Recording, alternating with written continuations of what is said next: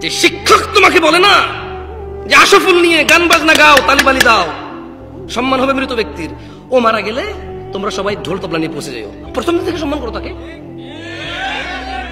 বুঝি 50 বছর অপেক্ষা করার পর তুমি গান বাজনা বাজাকে সম্মান করবা, ফ্রম দ্য ডে ওয়ান, প্রথম থেকে করো তাকে সম্মান।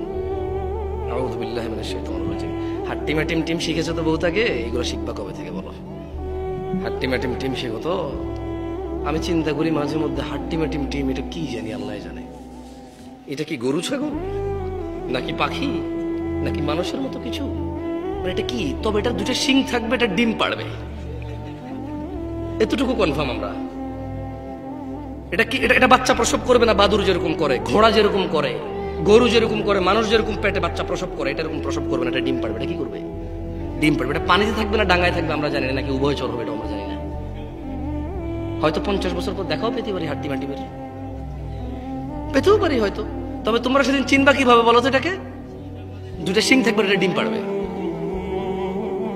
তার মানে এটা মুরগির মতো ডিম পাড়বে, কিন্তু শিং থাকবে গরুর মতো, শিং থাকবে ছাগলের মতো, হরিণের মতো, কিন্তু এটা ডিম পাড়বে মুরগির মতো, হাঁসের মতো, কোয়েল পাখির মতো, টিয়া পাখির মতো। কেমন শেখো, দেখা পেতেও পারো, তোমার নাতিপুতি পেয়ে যাবে এই হাট্টি মাটি।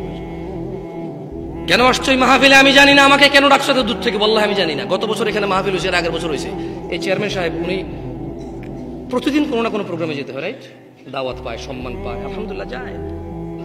কিন্তু কি লাভ এই তোমরা প্রতি বছর মাহফিল করে? আরে তোমার বাপের টাকা হলে জীবনে তো ফুল লাগাই না, মানুষ থেকে নাও তো ফুল লাগাও, বছর একবার করো। তোমার বাপের টাকা দিয়ে একবার দেখিন এরকম জাকজমক করো না, করো না জাকজমক। এরপরে বুঝতাম, এরপরে খুঁজতা লাভ কি আমার। আপন ভাইয়ের ছেলে ইয়েতিম, তারে মাদ্রাসায় পড়ায় না, বলে যে হ্যাঁ তেরে পড়াই আমার লাভ কি? হ্যাঁ, আপন মা 2 ভাই বলে যে একলা আমি আব্বা আম্মারা চালে আমার লাভ কি? এরপরে দেখতাম এত বড় মাহফিল, বাপের টাকা এগুলো লাভ খুঁজতা। এখন তো লাভ খোঁজা লাগে না, প্রতি বছর করো, কিন্তু এর বেনিফিট কি কিচ্ছু জানো না তোমরা।